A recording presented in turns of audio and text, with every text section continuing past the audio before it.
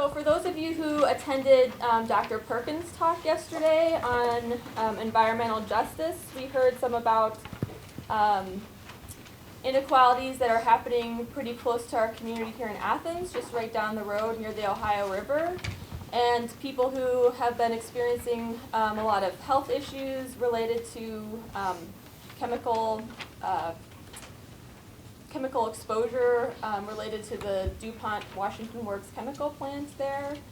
And one of the kind of conclusions of his talk yesterday was that we need more locally owned, sustainable businesses in our economy. And that's the way that people can take more power over their communities and not have to choose between a job and their health.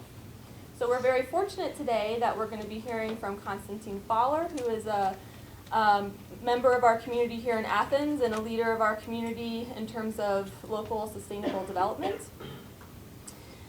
He is the owner of Athens Own, and you may have already run into his products or his business around town.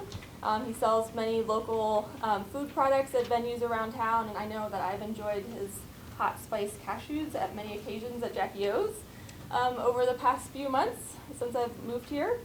And he's going to talk to us today about small businesses for small towns, sustainable economic development for small rural communities. So please join me in welcoming Constantine Fowler.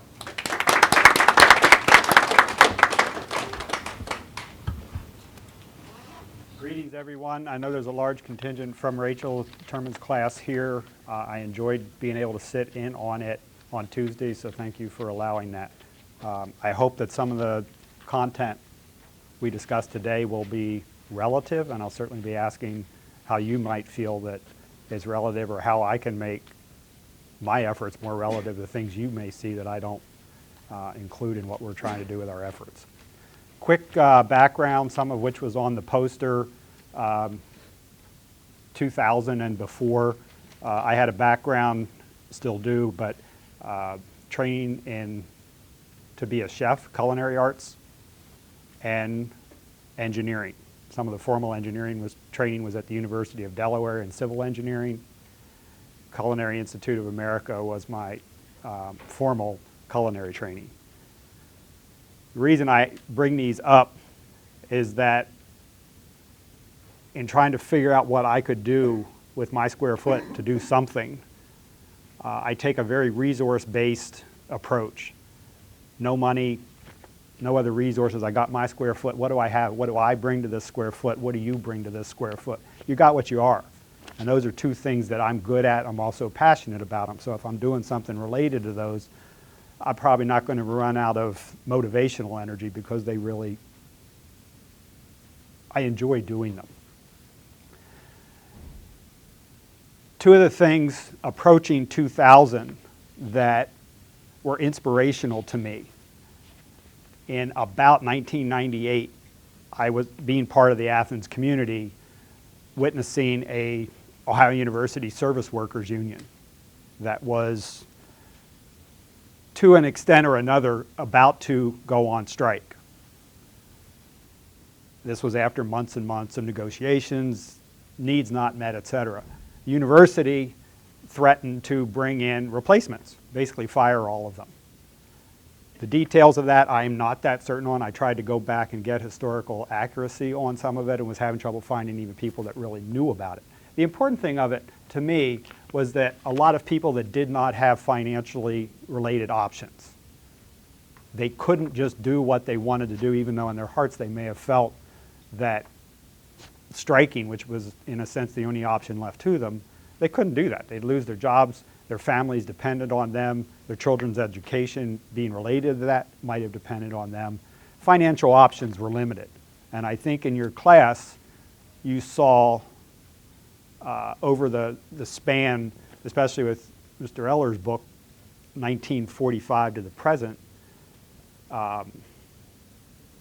different situations where people may not have as much financial choice in what they do. Here, it was right here in our own backyard. It wasn't way down in the mountains of Kentucky or somewhere else. It was here, and I was a part of it. It wasn't anyone I knew directly that this involved, but in a sense, this is my community, and this is something that affects what I do. The second thing, in 2000, becoming a little more aware, and therefore, I think prior to 2000, 1996, I wasn't as politically aware of what was going on in this country. I just disenchanted from it, for one thing, but leave that for somebody else to think of. And I started realizing there's no separation between the people in Washington and me. They are me. They are us. And they're a reflection of who we are. So I'm just as irresponsible if I don't pay attention and take an active role in that. In 2000, the Republican National Convention was in Philadelphia. Prior to that, the year before that, the fall, there was a great meeting of the World Bank in Seattle. And then in the spring of 2000 was the International Monetary Fund meeting in Washington, D.C. I didn't go to Seattle, but in this becoming active, I said, well, I'm interested in what the World Bank is doing to help alleviate, quote unquote, poverty around the world with their distribution of money, making it accessible to people to get things. The more and more I read, the more I realized that it seemed, I'm not saying that this is accurate, but it seemed to me, and therefore it was accurate to my perception, that the driving force behind the money was not always pure altruism, but somebody else that was gaining money from those investments. The one that kind of sticks in my mind the most was creating a situation where countries didn't have clean water and therefore had to go after a corporate route with dams or whatever to have water enough for the population. And the engineering part of me that's pretty logical, what were these people doing the millennia before they needed this change? They had plenty of clean water. Different factors, I'm not trying to say it's a simple thing, but the motives of the IMF were not so clean to me. I took up activism in a sense. I went to Philadelphia. I also had gone to D.C. before that, got locked up. One of the influences of that to me that's relative to this and the voice that you guys have studied that the poorer people don't seem to have was that the cops always seem to have their backs to the corporate side, facing the people that were saying something about it. And this goes across the span of our history.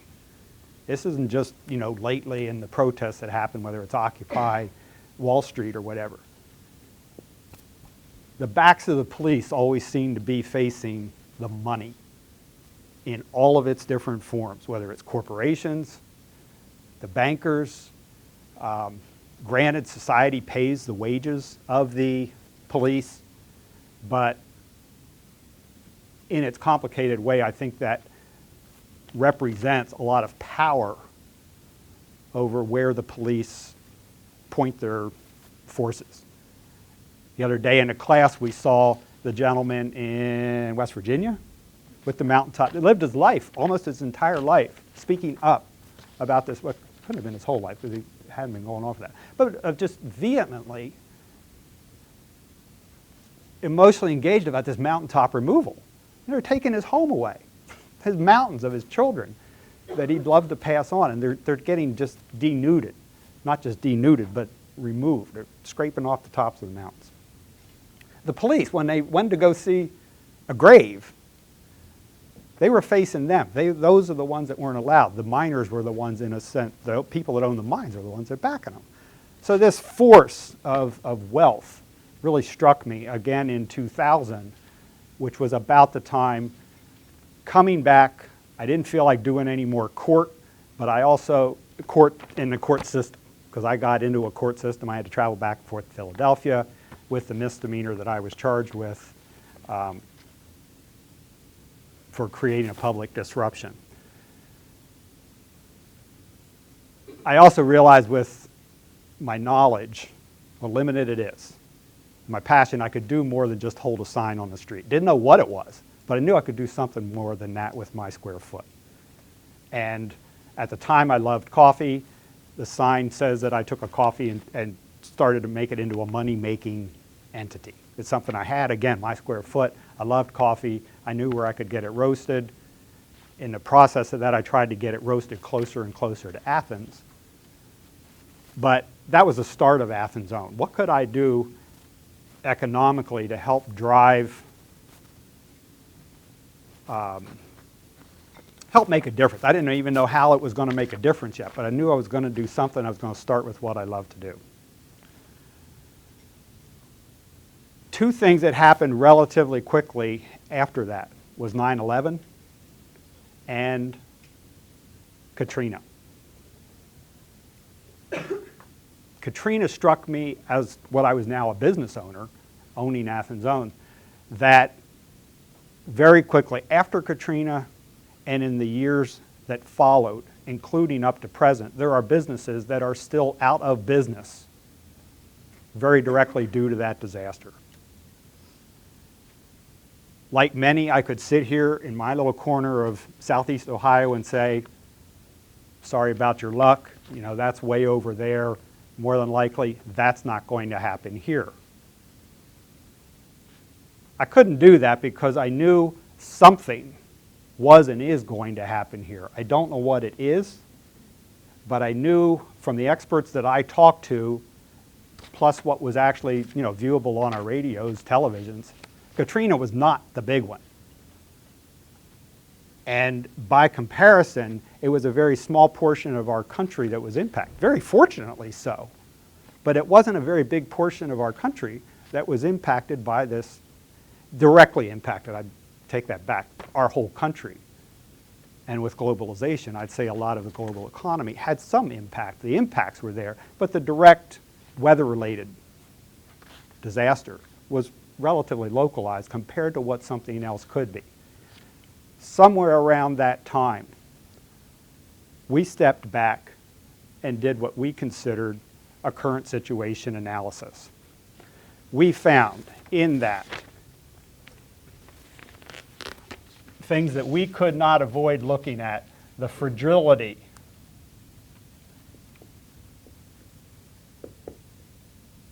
of the global economy.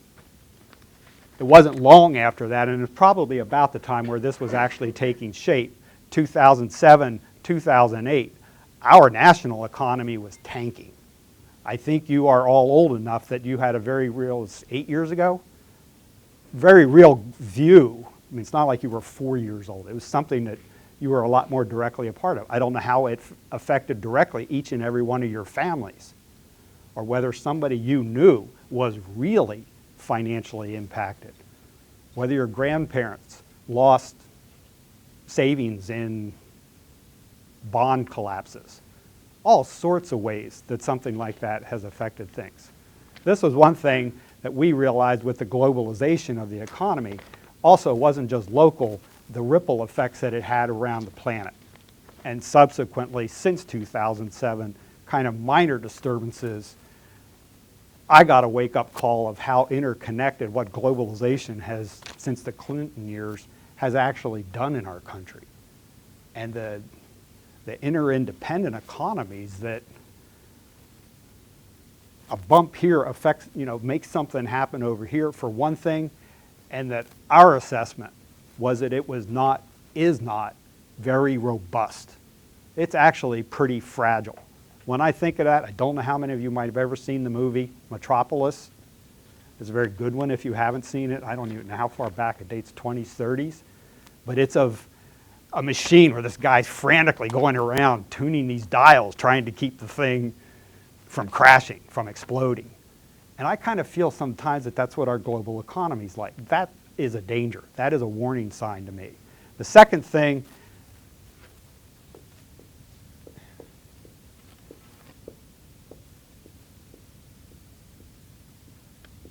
is global unrest.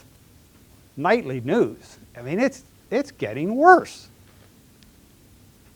The countries here, the countries there, the interrelation between all these countries, and the numbers of different countries just seems to be getting bigger, with very few of them actually getting solved, isn't the right word, but of solutions coming to this. Again, remember, this is a current situation analysis. What is happening? What are we looking at? The third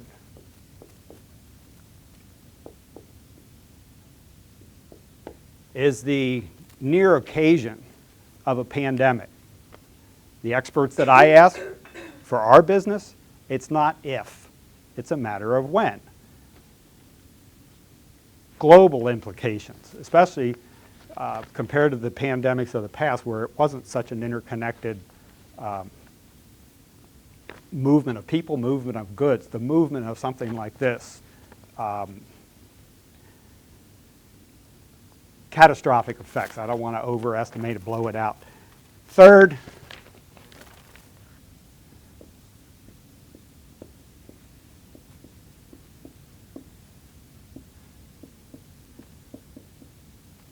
global resource depletion.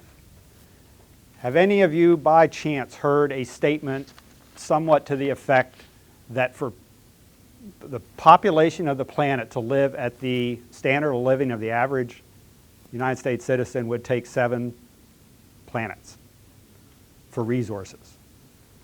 Again, depends on who you believe, but the people I'm talking to, it's a rough figure. Given the number of people there are, the way we live right now, the way we're already depleting resources, that it would take 7 planets to do that. I'll get back to why that's important, but resource depletion.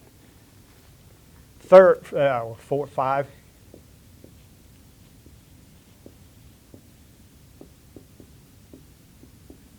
Environmental degradation.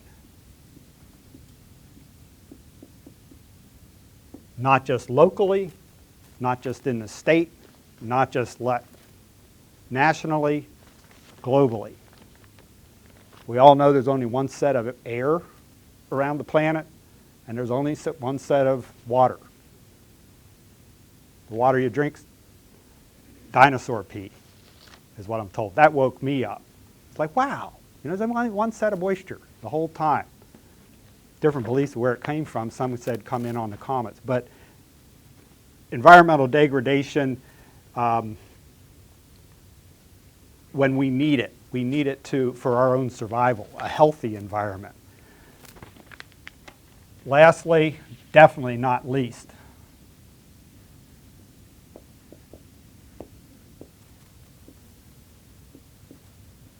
climate change is a big one. Economic ramifications of it are off the charts as far as I see it. They're off the charts for any of these. These are big. I mean, if we think of how big Katrina was and yet how small it was with one little area of the country, these are all global. And there are potential, some of them are more like the pandemic, an instantaneous acute thing. The majority of these are chronic. They are there all the time, maybe at a lower level than what we think of as an acute disaster. The reason that these are important to me as an engineer isn't a fear-mongering shop type thing. It's that these are just simple realities, and anything I do from this point forward has to keep these things in mind. When I look at the kinds of, for instance, to go back to the service workers unit, it's a income-related thing. Financial choices. The discussion of wealth and poverty, first word in that, which poverty is kind of weighed against, is wealth. Wealth to me currently, as I thought of wealth and poverty, society and inequality, begins with a discussion, well, how do we define wealth? Most of what I was looking at that defined wealth had to do with power, had to do with money, and it had to do with resources. Who had them, who didn't have them. But most of the economic systems that I saw were dependent at some level of those.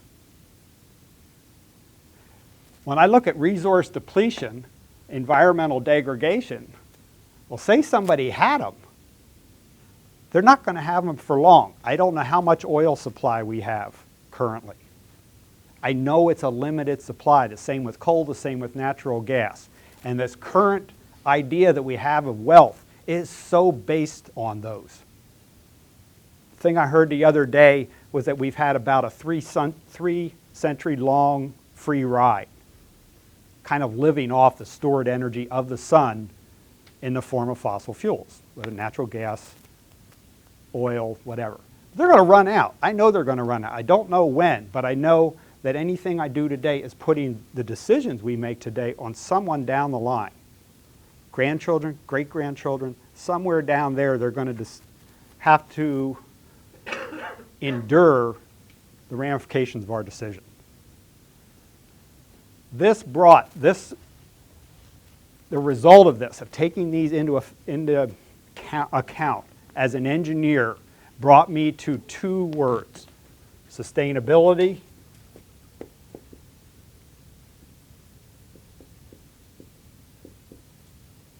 I didn't get that right. B-I-L. The definition that I saw for that, I think it was in the 70s. Somebody correct me if they know better than I. But it was a group that met somewhere around the planet. And that paraphrasing of it was that whatever you do today, you can't lessen the chances of somebody tomorrow doing the same thing. That is a big paraphrasing of it. You can't lessen future generations' opportunity to do the same thing we're doing today. When I look down these, it is almost a contradiction of that, if not adding to it with our current actions today. So this was something I had to look more at. If I was going to guide the decisions of our business, which was actually not so much focused on building solutions to these, it was taking them into account in our business decisions. The second thing that was just as important was resilience. Not the same thing, very closely related. The ability, kind of prior thought, was the ability of a system to bounce back. Think of a rubber band, its resilience. It returns to its original shape. My idea of that, again with the consultants that we were talking to, is not the ideal of getting back to where we were. When you see in disasters, let's get back to normal, I don't find normal to be a very desirable thing. I want to use everything, whether it's a disaster or not, to move forward, somewhere better than where we are right now. So whether it's an acute disaster like Katrina or these chronic disasters, I want to use them as opportunity to do better. Weave them into our decision-making model to make better decisions with future generations in mind. Did Eller et al. Talk about how far out might be ideal? Ideal might not be the right word, but a good idea to keep in mind. How many generations down the road to look at? Anybody? And if it wasn't Eller, does anybody have an idea of what some common thoughts are of how many generations you should be looking forward in your decision making? The Iroquois, mid-1500s maybe, and also when we were first coming to this country, back in when Columbus got here, was 7. They had it written into their constitution.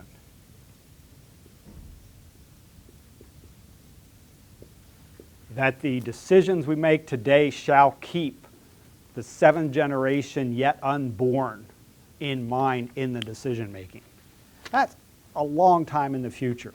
The key to this is not telling the 7th generation what to do, but it's making sure that what we do today is not lessening their chance of doing the same thing. Air pollution to me would be an easy one. If you're putting something in the air, it doesn't matter how toxic it is, especially if it's something that can't come out of the air, some of the heavier stuffs. That's cumulative. You're lessening their chances. I'm not saying this is somewhere we get to overnight, but if we start weaving it in to our decision making, we have a slightly better chance of making it a chance for them to not just be in survival mode, but of increasing their chances of a thriving presence. There are video that I would like to share with you, if I can get this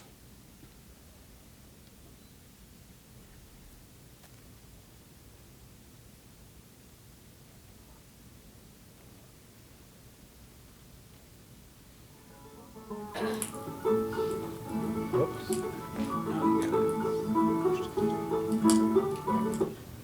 Screen's not on?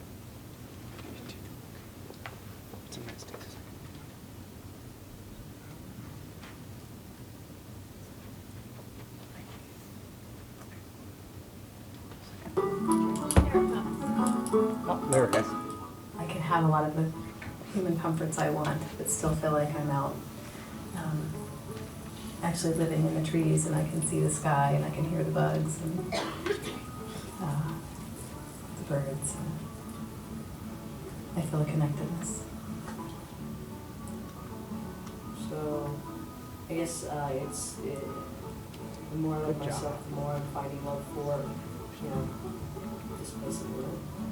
And I want to know where my food comes from. I want to know that if anything were to happen, I can take care of myself.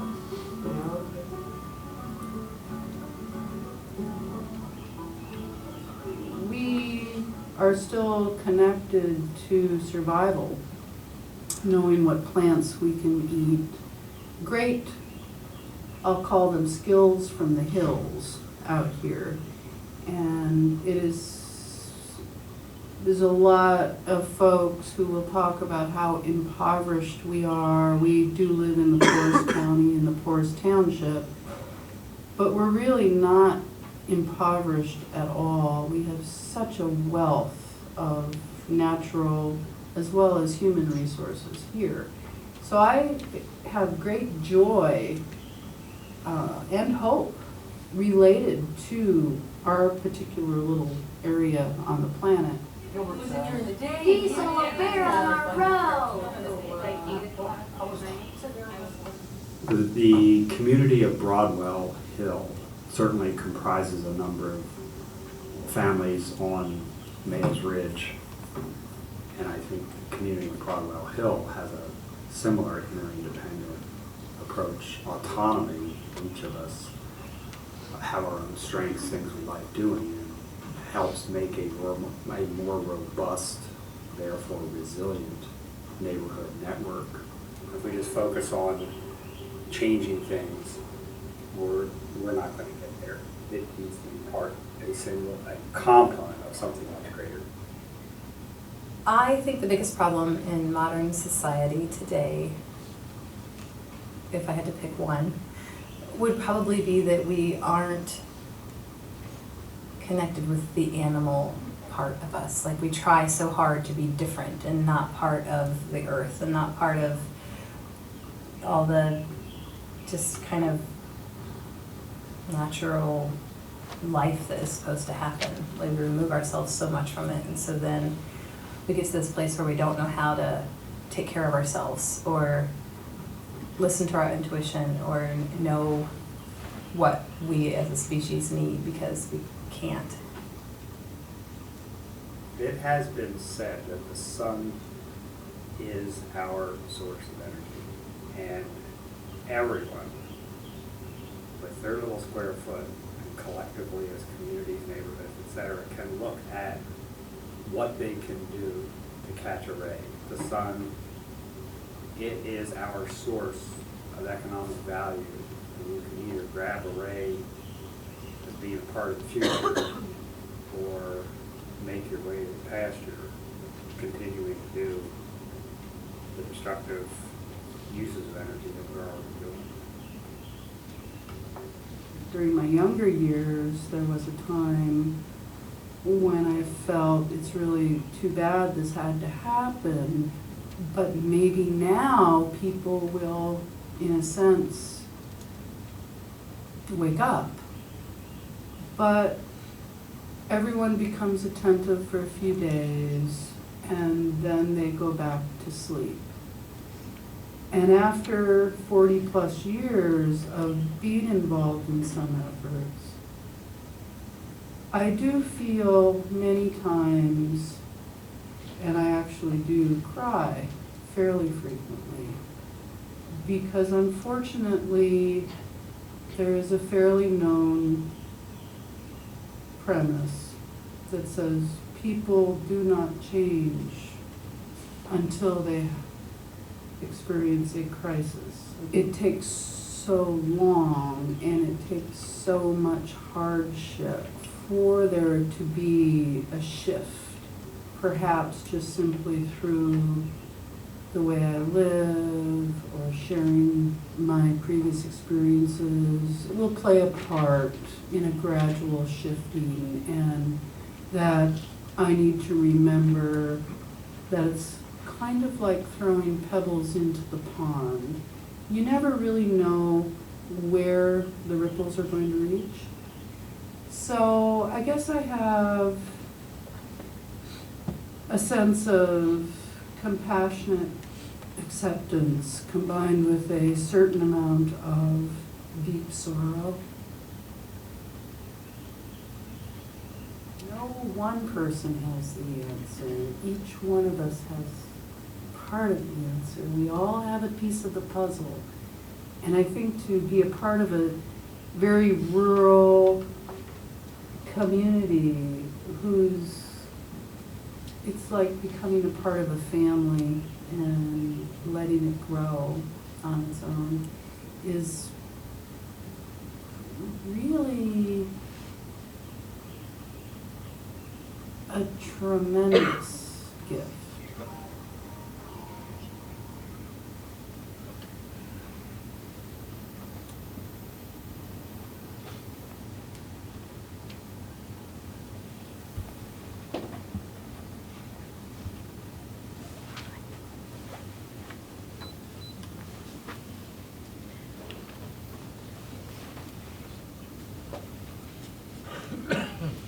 With the small slice that you just got to see of a portion of Appalachia, can you give me any description of maybe something you were thinking that was a relevance to something you've been picking up in class? Whether you've been there before and this thought isn't new to you, or something possibly that is a new thought to you that you saw reflected in this. Doesn't necessarily have to be about poverty, but just anything. Any thoughts from anyone? Broadwell is the small hill that I happen to live on. Broadwell Hill, the community is along Males Ridge Road, which starts at Broadwell Hill and goes out. This movie, or this video that you saw, was a video production of an intern photography student at OU.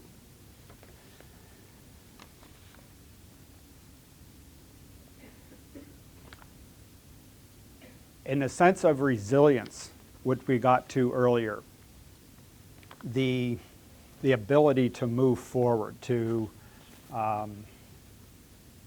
in the definition that I see coming down again from people that I am consulting, is positive adaptation to perceived adversity. The thing that rings really true with me about that is I have no shortage of adversity.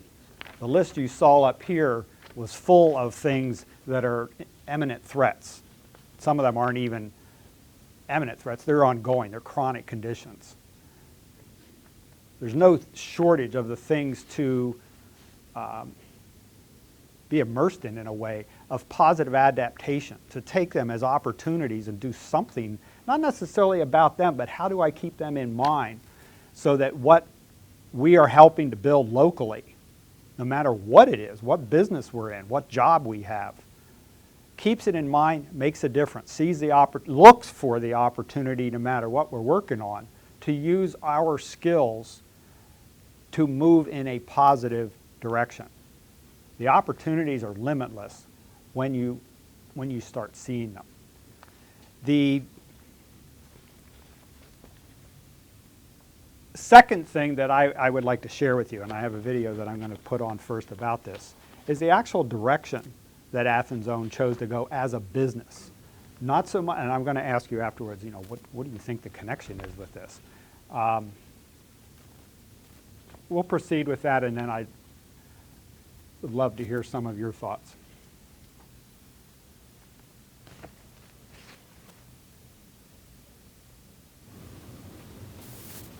Takes a second. Is the light supposed to be on? Yeah, it's coming on.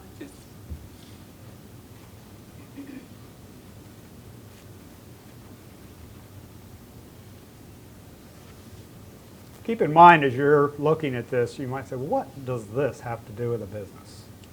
So your creative insight, I look forward to.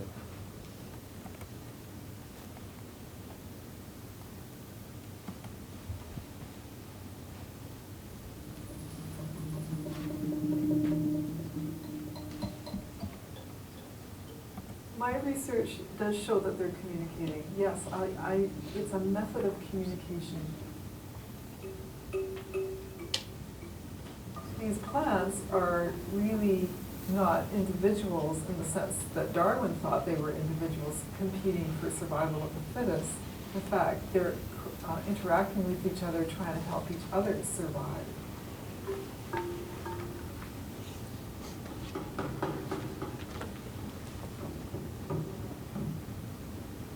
Well, I'm a forester, specialized into looking at below ground communities.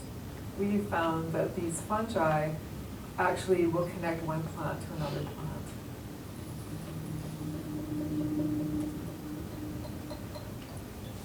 Okay, so this tree here has got roots growing out everywhere, and as we get further away from the tree, we're more likely to find its roots, the ones that are involved in this trade.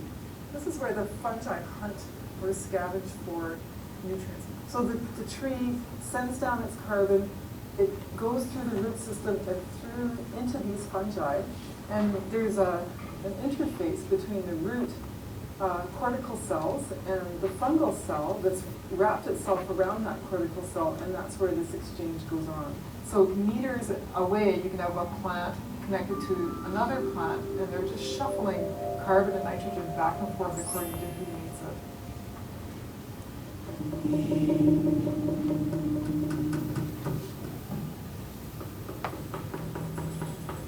The mother trees we think of as the big old trees. They catch your eye when you walk into a forest. This Douglas fir is about 500 years old. It's a massive tree that will have an enormous network associated with it. So you can think of this as a mother tree. You know, it's in the sense that it's a dominant tree in the forest. It's probably networked into all of the trees all around it, even though they're of different species. So this tree is probably linked over to trees as far as you can see. It's just that there are trees in between that are the bridges for the network. Forest ecosystems are really complex systems, just like the Earth is a complex system, the biosphere. And the way it works is that we have all these parts, and all these parts are working together, like the fungus is working together with the tree. It's a lot like how our brains work. In neural networks, our brains are comprised of neurons and axons, and these neurons are physically related, but they're also almost metaphysically related because they're sending messages back and forth and they're building upon each other. It works a lot like a forest ecosystem. So in this forest, the fungus and the tree working together allows lots of structure. That structure is expressed in species diversity or structural diversity of the forest. And that diversity is really what gives the forest resilience. The resilience to withstand unexpected events like a fire that might come through or an insect or a windstorm. Well, somebody's going to be left standing because there's a diversity there.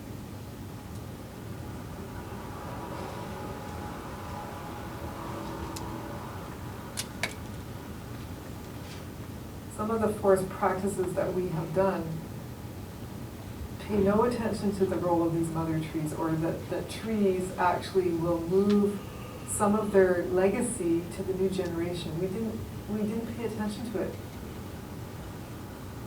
Instead, what we did is we went and cut down those trees after they died so that we could make 2x4s out of them.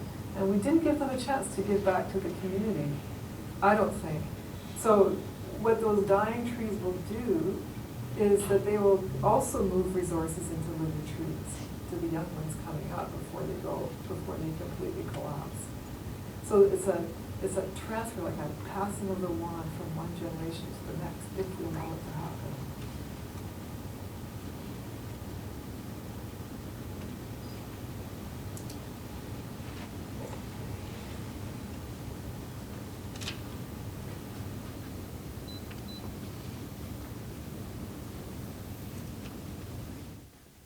Parallels. Anybody want to stick their neck out there and suggest some parallels between? At DeVry University's College of Business, we're looking for the go-getters. Sorry. So if you want to learn what's been business world tested today,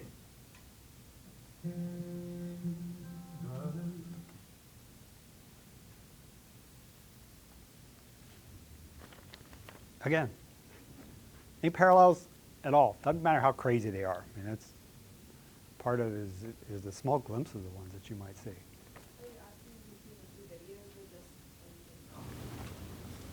Between the two videos, yes. Between what we're talking about today, between what you think of wealth and poverty. Two videos. It was kind of how in the first one when she said that we are removing ourselves from the environment so much that we forget our natural instincts how to provide resources for ourselves. So by just worrying about making money and cutting down these trees, we're not really thinking of the consequences of what happens. Between the two videos, do you draw a similar parallel to some of our actions in general? Good one, really good one. Did you see any of this in your class, in what Eller talks about, possibly in any form? I heard it, for one thing, in some of the attempts at economic development, which had to do with resource extraction, with little trees for one thing, but little care for the regeneration by just denuding, clear cutting, instead of potentially selective cutting, leaving the strongest of the trees, which happen to be the best lumber, to reseed the total, I won't say disregard, because I don't even think they are loggers, most of them. Some of them are doing, an increasing number are learning about this ecosystem, the entirety of it, including what's underground. Anybody else? Really good one. The one struck me was survival of the fittest, and it's parallel to capitalism, to business models. Only the strong will survive. Again, I draw a parallel between this, our earlier discussion of wealth, and the current trajectory that we have with the forces that are acting potentially to end what we currently think of wealth and capitalism and the economic models based on it. They're not all capitalism, a lot of different economic models at work. But I do feel that they are, in so many senses, resource dependent, cheap oil dependent, resource extractive dependent. And those forces, I think, have an end game somewhere that we face. We either acknowledge that and choose a different direction, or suffer the consequences, or both. The sooner we choose it, I think the greater chance we have of alleviating the consequences that we suffer with it. The thing I want to ask about that was on this description of this talk was the word responsibility. The responsibility that a business has to choose better decisions that aren't necessarily just about making money. Also kind of captured in that was, I don't feel it's so much responsibility as just clear business thinking. If we don't work to build healthy communities, we don't have consumers. That's another dead end, an end game to me. If we keep extracting from our human potential, even whether it results in more and more poverty, I think it does, we're degrading our consumer base. And if our economic model depends on people buying, we're doing nothing from a purely business sense to think more than just next quarter, next year, and next year's profits, and the shareholders that want to see the biggest check they can get from our corporation. If we're thinking at all down the road, let alone 7 generations, then we have to think in taking an active role in helping to build healthy communities. Why I say an active role? Because I don't think the government can do it. The gridlock in Washington is a big reason. I don't think it's the government's responsibility, for one thing. I think some of the facilitation of it possibly through legislation. We have the responsibility. It's our country. And whatever that government is nothing but a reflection of us anyway. So to me, it's just a good business decision to take an active role in healthy community. The one thing I hope possibly that was also maybe not as directly evident in the second video, this was a forester. I don't know how many different professions are represented in the fields of academic study in this room, but I'd be willing to bet it's pretty broad. Whether it's recreational, engineering, math, hard sciences, chemistry, fine arts. There's an opportunity for each and every one of you. The parallels that she can draw in this, and I'll get to more of them in a second. Paul Stamets, if you've never heard of him, I highly recommend watching at least one video by Paul Stamets. He's also a fungi nut. The reason that I find such a great analogy in the fungi, this mycorrhizal activity underneath the soil, working for 2 trees and actually having some sense of, I don't know what the word for the sense is, but they actively go after, they pursue helping these 2 trees out or other life forms, not just the trees, but they actually help move the nutrients and somehow are driven to other areas that they can help. I didn't know about the fungi before choosing distribution as a business model for Athens Own. It's the best analogy that I have found since choosing that model. The reason being with the distribution is that you can form a web, an economic web, just like the activity that you saw in this can trees communicate. Underneath the community, not just to economically help weave the resources, the human resources, the economic resources, but also the will. Yes, there's unions that you could do. Unions are a collection of the will of the workers, for instance.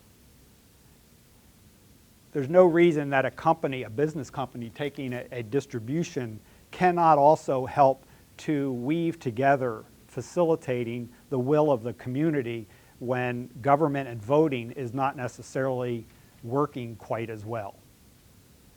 We can help through our business partners, where they might not have time to do much other than just try to keep their doors open. They might personally, each and every individual in the business, let alone the owners, have personal aspirations. Oh, I wish I had time to do this. I wish I had time to speak up for that. We can help that by facilitating the democratic dialogue between them. And how would you like to see this voted on? How would you like to see that voted on? Does this affect your business? So it helps where they might not have the resources or the time to participate, to give them avenues of participation. That's part of why we chose the route of a distribution. The final thing that I haven't gotten into, well, I didn't want to, is our internship program. Again, it's only a micro slice of what Athens Own does. But if we're talking 7 generations, your children, your great, great, great, great, and probably a few more grandchildren, you're the ones that are going to help be growing the solutions to that list we went over before. Not necessarily as solutions, but something to a better way that keeps those problems in mind and helps to improve the chances of surviving them, our resilience. Our internship program is about helping you refine the tools in your tool belt that you're learning academically with resilience and sustainability in mind. You'd be learning holistic thinking, looking at the whole problem, not just little micro sections of it. The one thing you see in Mr. Eller's book, it is a very complex problem. There is no single contributor to it.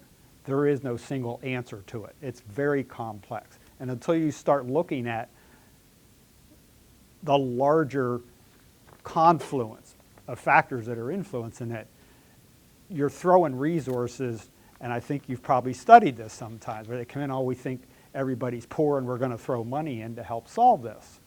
When some of the people at that time didn't even think they were poor. It was their way of life. They thought they were doing just fine. If you gave them the comparison of somebody that was wealthy, were they doing what that is? No, but they didn't necessarily think they had it worse. For some of them, they were even exposed to the outside world. When you see people that never get 60 miles away from their home, granted now with communications the way they are, it's pretty hard not to. Lyndon Johnson's day when he started the war on poverty, different story. In some of those mountains and the amount of contact that they had with the outside world, coming in and telling them they were poor. Holistic thinking is a big one. Creativity. Basic things like writing, spelling, grammar, good English, professional attitude. Think of some of the others. Self-motivated, self-directed. These are the kinds of things in our internship program that you are going to be working on and perfecting so that we can tell a prospective employer, this person is ready to take on the challenges of this century. It's not just a job improvement thing where you're ready to be a part of the problems of the economy that we currently have. There's a lot of job readiness that I think what you're studying, the way you're going about studying, is readying it for. Some of it with the sustainability and environmental sustainability is at least helping you expose you to some problems that we are facing globally and in this country. We're telling a prospective employer that you're even more equipped to help take these on in a creative way. Why would we do that? Because we feel as a business, it's not about that it's important to help build the solution builders. So our goal with, as one little business on one little square foot in Southeast Ohio, is to help make and better the solution builders for these 7 generations down the road.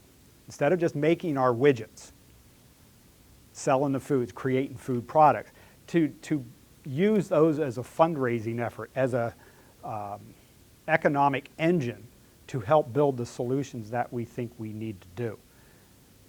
The internship program is an inseparable part of that. For any of you that want a challenge, both perfecting your area of discipline, the tools that might go along with it, we'd love to hear from you. Any questions? I know time's about out. We're scheduled to go till 1 o'clock. We have about 5 minutes left, so any questions? Shoot. Could you speak a little bit more on what Athens Zone does now? You said you started with coffee, but what sort of endeavors have you guys into now? Good question. One of the things that quickly followed coffee, that was something I was already doing, selling it out my back door. I had a scale, bags of coffee, and people could come in my house, weigh out their coffee, and leave. So I took that and just ramped that up to something bigger. Found restaurants, et cetera, that wanted to do it. I love beef. I'm not a vegetarian. I love really good beef. I had some exposure to it in my culinary trainings.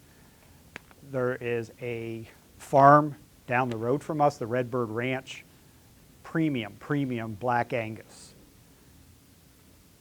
In my view of what I could do as a one little square foot was sustainable economic development. How could I keep that farm from going to getting paved over?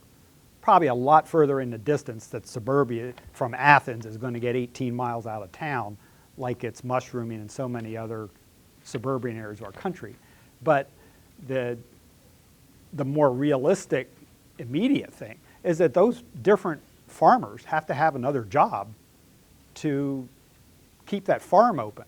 And that, to me, when we're eating that food, that's our local food, and they've got to go get another job to raise the food that we're eating, something's wrong with that system.